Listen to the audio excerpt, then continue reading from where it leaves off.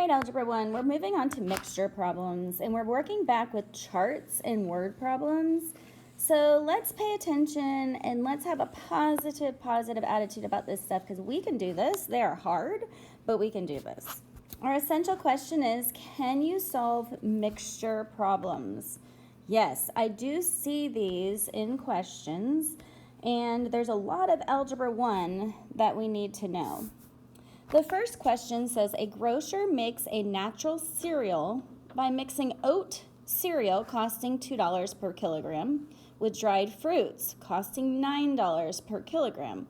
How many kilograms of each are needed to make 60 kilograms of cereal costing $3.75 per kilogram?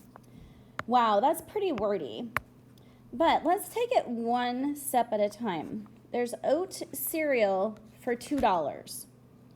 So under cereal, am I going to put that at the number of kilograms or the dollar amount? Good, I'm going to put that as the dollar amount. The next thing says dried fruits. Well, here's my fruits costing $9. So once again, I'm going to put that at $9. And then we know the mixture has to be $3.75. So obviously, we don't add down here. We just have to deal with an equation. Now, do I know the number of kilograms of cereal? I do not.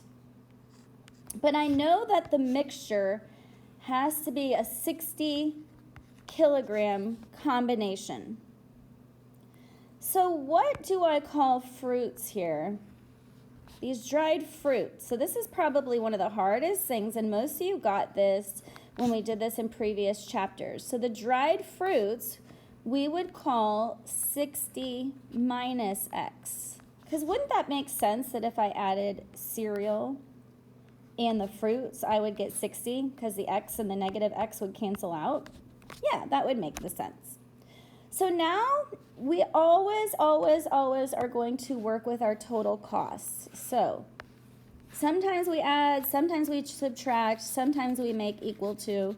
Since we're combining these two, what do you think we're going to do? Add or subtract? Good, we're going to add them together. So notice I'm going to take these two and add them and make it equal to this amount. Well, I just need my calculator, and when I calculate straight across here, I am multiplying. So 60 times 3.75 is 225, and I'm just going to set up an equation here. 2x, and over here I have 9 times 60 minus x. And now we're going to work on our good old Algebra 1. So, Algebra 1, here we come. I have 2x plus 9 times 60 minus x, and that's equal to 225.